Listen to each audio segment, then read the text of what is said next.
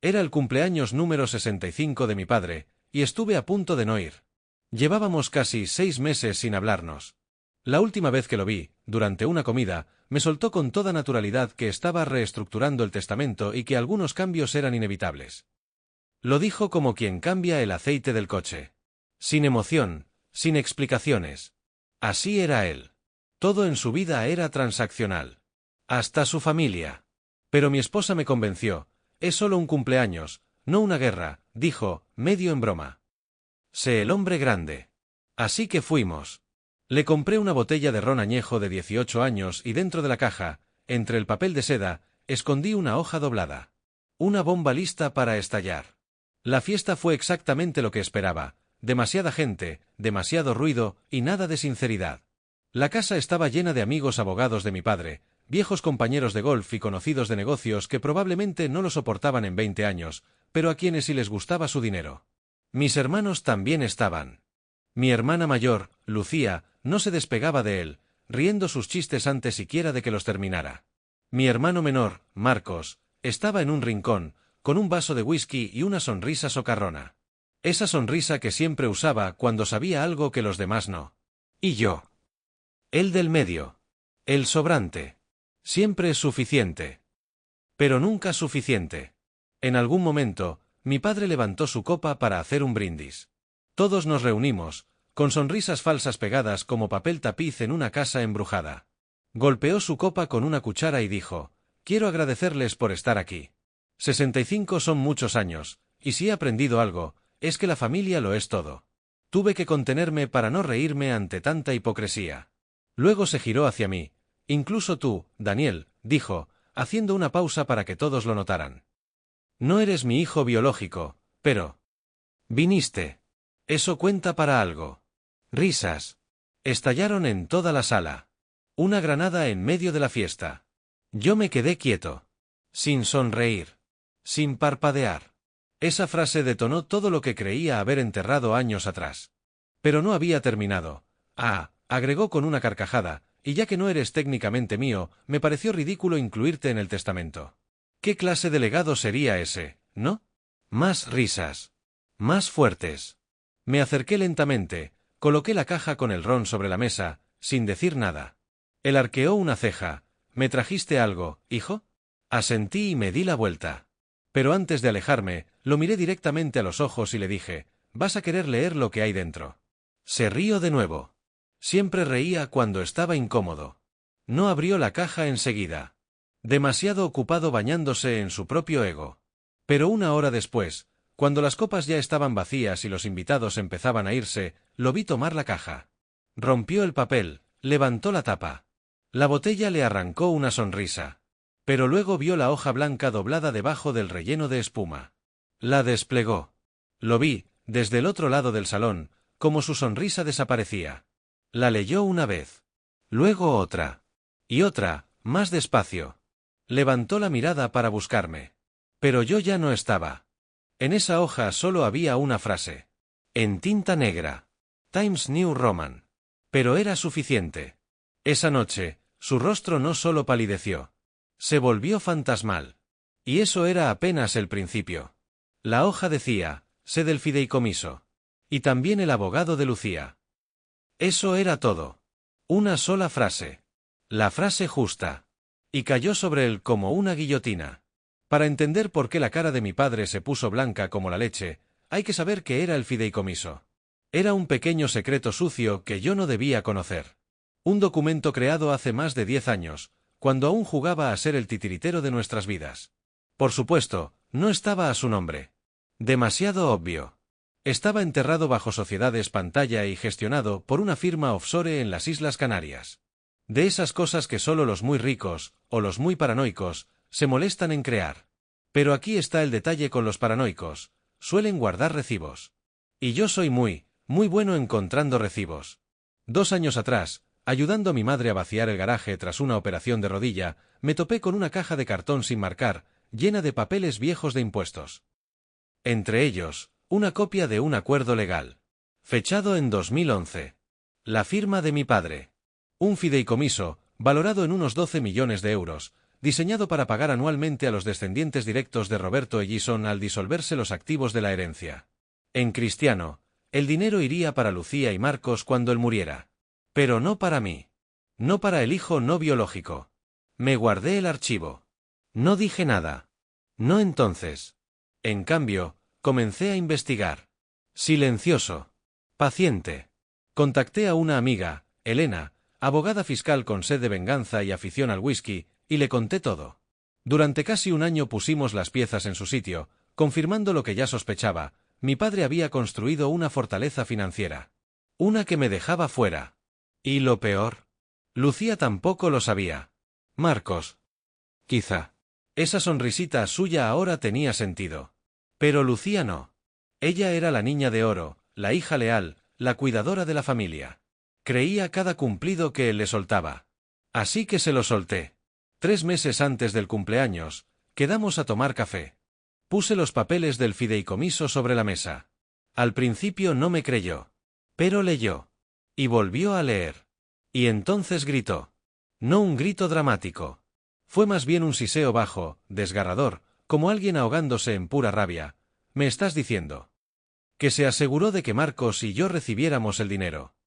Pero tú no, escupió entre dientes. Peor, le dije. No te lo dijo.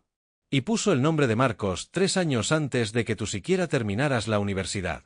Le temblaban las manos. ¿Qué coño hacemos? Fue cuando le hablé del abogado. Un amigo de Elena. Discreto. Implacable. Le pedí que esperara hasta después de la fiesta. Que yo tenía un plan. Así que cuando mi padre abrió aquel regalo y leyó esa frase, no solo leyó una amenaza. Leyó una advertencia. Que su precioso castillo de mentiras estaba a punto de arder. Porque si el abogado de Lucía entraba en juego, el fideicomiso podía impugnarse. Los activos ocultos podrían salir a la luz. Y su férreo control sobre nosotros se acabaría. Y lo mejor. Ese ni siquiera fue el peor golpe que recibiría esa semana. El peor era algo que ya había puesto en marcha antes de la fiesta. Un nombre que no escuchaba desde hacía años. Una mujer a la que creía muerta. Y un secreto que había enterrado tan profundo que se había convencido de que no existía. Yo lo había desenterrado. Y estaba viniendo a por él. 3 días después de la fiesta, mi padre recibió una carta. No la entregó un cartero. La trajo un mensajero, con traje, corbata y cara de pocos amigos. Sin remitente. Solo su nombre en una caligrafía perfecta, Roberto Ellison. La abrió en su despacho, solo. Yo no estaba para verlo, claro. Pero Lucía sí. Y me llamó de inmediato después. Le temblaban tanto las manos que tiró el coñac. Me dijo, sin aliento. ¿Quién es ella, Dani? ¿Qué has hecho? Su nombre es Clarisa Gálvez. Y es mi madre. No la mujer que me crió. No, mamá. No la que me preparaba bocadillos, me llevaba a fútbol y lloró cuando me fui a la universidad. No. Clarisa es la mujer que me trajo al mundo. La mujer que mi padre intentó borrar. Cuando tenía 15 años, escuché una pelea entre mis padres. Era tarde. Tenía puestos los cascos, pero los gritos se colaban igual. Dijiste que nunca se lo contarías, gritó mi madre. No necesita saberlo. Ella lo entregó. Ahora es mío, respondió él. No entendí entonces. Pensé que hablaban de una tía. O de una aventura. Pero ahora lo sé. Hablaban de mí. La verdad salió cuando confronté a mi madre, años después, tras encontrar los papeles del fideicomiso. Ella dudó. Se avergonzó incluso. Pero finalmente me lo confesó. Ellos llevaban años intentando tener hijos. Sin éxito. La adopción era lenta, cara, burocrática. Y entonces, a través de esas redes de ricos, encontraron a Clarisa. Tenía 19. Estaba embarazada. Sin familia. Desesperada. Mi padre le hizo una oferta, 80.000 euros, sin contacto y silencio para toda la vida. Pero lo que no esperaba era que Clarisa no quería soltarme. No huía de mí. La empujaron. La manipularon. La compraron. Intentó, en los primeros años, enviar cartas. Mi madre nunca me las dio. Mi padre las interceptó todas. Pagó su alquiler en otra ciudad durante 3 años. Y luego... nada. La hizo desaparecer.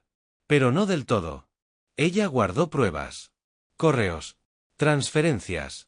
Incluso una carta firmada por él prometiendo garantizar la prosperidad del niño a cambio de desconexión perpetua. Sus palabras. No las de ella. Lo guardó todo. Y cuando la encontré, gracias a un foro de reencuentros de adopciones cerradas, nada menos, no dudó. He esperado toda tu vida para esto, me dijo. Yo le aclaré que no buscaba a otra madre. Solo quería la verdad. Y juntos planeamos lo que vendría después. Esa carta que mi padre abrió en su estudio no era una reconciliación. Era un aviso legal.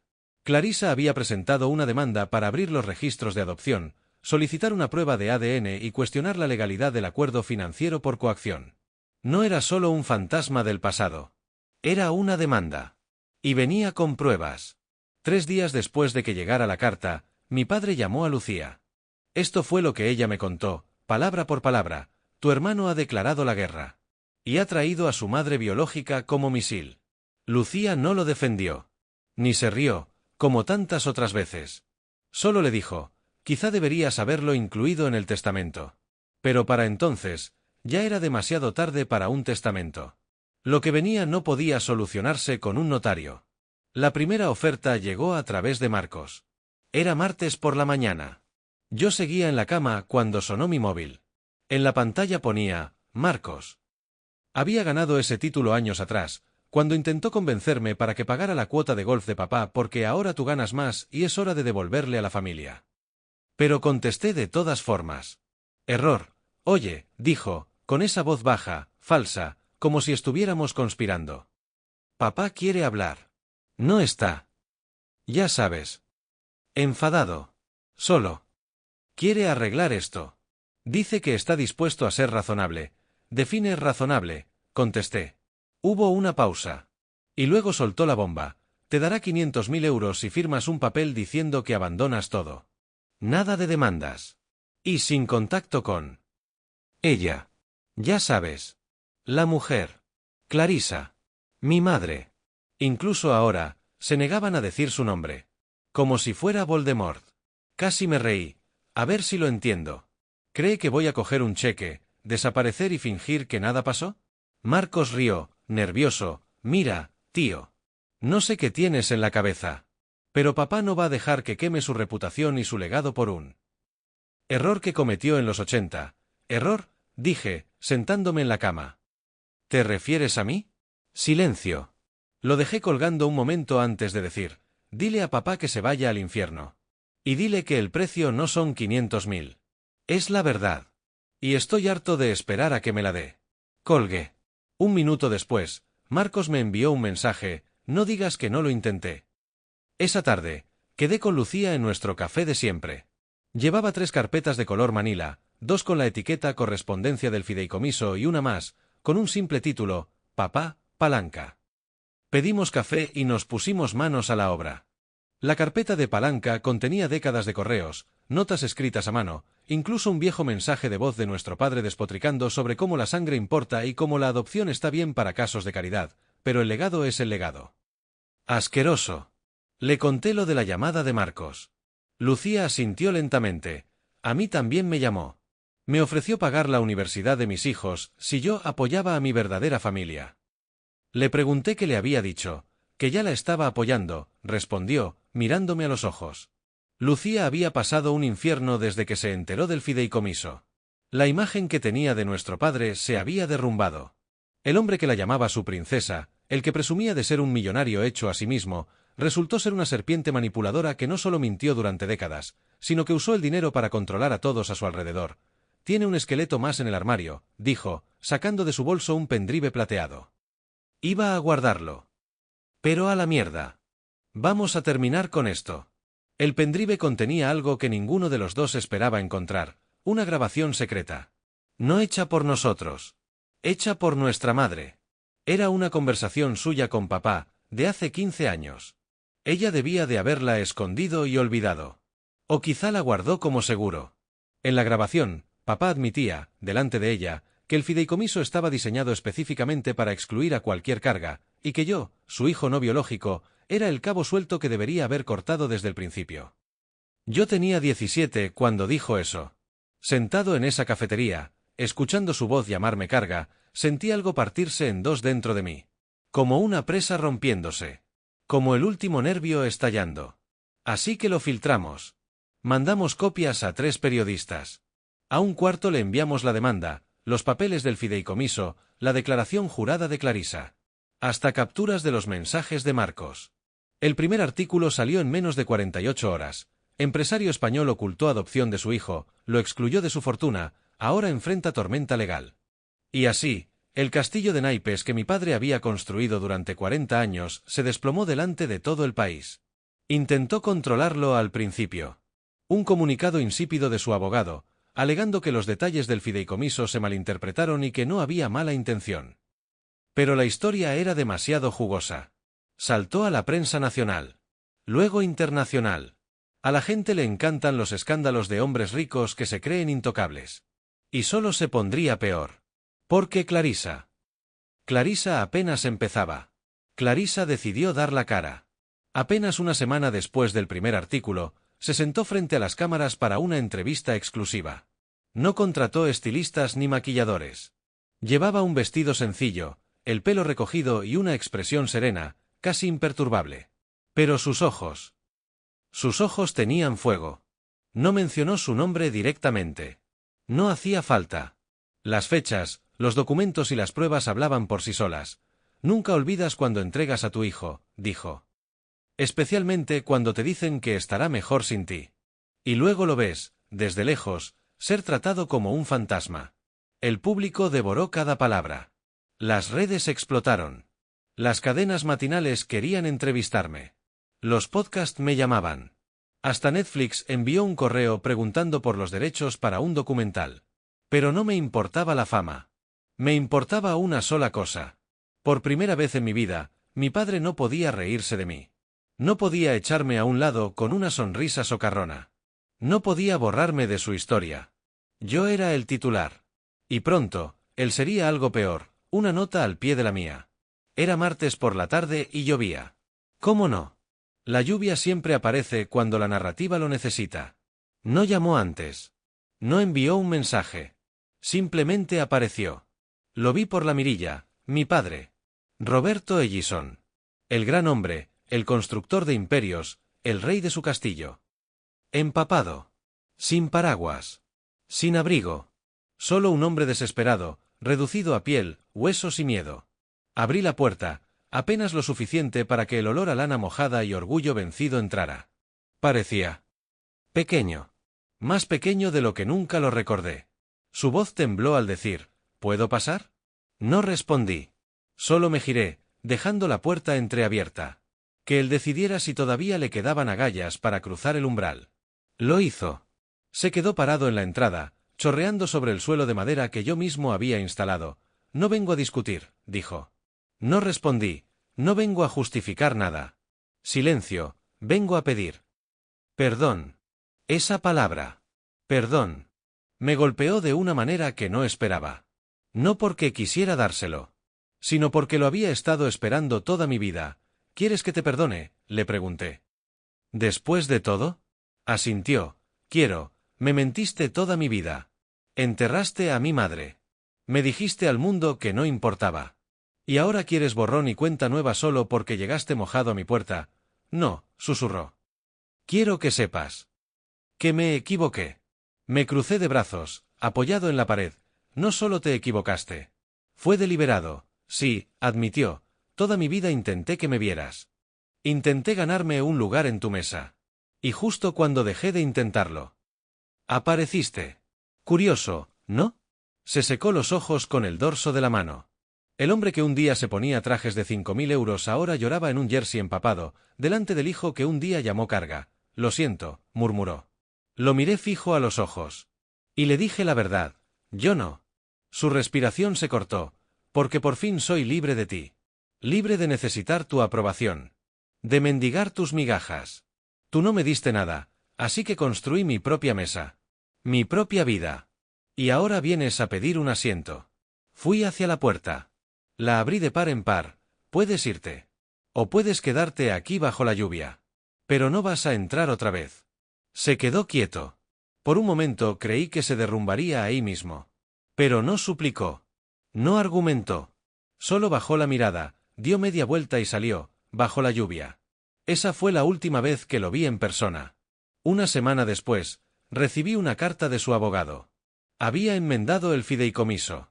Reparto igualitario entre los tres, yo, Lucía y Marcos. Pero para entonces, me daba igual. Ya no necesitaba su dinero. Ya no necesitaba su nombre. Por fin tenía el mío propio. Un vínculo real con mi madre. Una hermana que al fin me veía. Y una paz que jamás imaginé alcanzar. Dicen que la venganza es un plato que se sirve frío. Pero esto no fue venganza. Fue un ajuste de cuentas. Y él mismo se lo sirvió. Las semanas siguientes fueron un huracán. Los medios no soltaron la historia. Cada día salían nuevos artículos, nuevas filtraciones, nuevas entrevistas con antiguos socios suyos. Hasta viejos empleados, que nunca se habían atrevido a hablar, ahora contaban cómo había construido su imperio aplastando a los demás. La máscara pública de mi padre se fue resquebrajando. Primero los inversores. Luego los clientes. Finalmente, los amigos, que en realidad nunca fueron amigos. Uno a uno se alejaron. Como ratas abandonando un barco que se hundía. Yo, mientras tanto, seguía trabajando. Desayunando cada mañana en el mismo café con Lucía, que ahora me sonreía de verdad, sin el peso de las mentiras entre nosotros. Marcos. Bueno. Nunca volvió a llamarme. No me importa. Las personas que se venden tan fácilmente tampoco se pierden tanto. Una tarde, Clarisa me llamó desde su nuevo piso en Málaga. ¿Cómo estás?, me preguntó con su acento cálido y tranquilo. Sonreí. Bien. Por primera vez en años. Bien. Se quedó callada un momento, y luego dijo algo que no olvidaré jamás. Siempre supe que llegarías hasta aquí. Porque eres mío, Dani. Siempre fuiste mío. Y esa noche, por primera vez en mucho tiempo, dormí profundamente. Sin pesadillas. Sin resentimientos. Sin esa sensación de vacío que me acompañó tantos años. Días después, recibí un sobre grande en el buzón. No venía del abogado. Ni de los medios. Era de él. Dentro había una sola hoja. Su letra temblorosa. Apenas legible. No sé si lo que hice es perdonable. Solo sé que ahora entiendo que un hijo no es sangre, ni apellido. Un hijo es quien te hace mejor persona. Tú me hiciste mejor, aunque yo no te merecía. No lo llamé. No le respondí. Porque no lo necesitaba. No necesito que un hombre me dé un lugar. No necesito su apellido en un maldito papel. No necesito su dinero. No necesito su bendición. Porque lo más importante ya lo tengo. Mi propia historia. Mi propio nombre. Mi propia paz. Y si alguna vez intenta reescribir su historia, solo tiene que abrir el periódico y recordar cómo terminó la mía.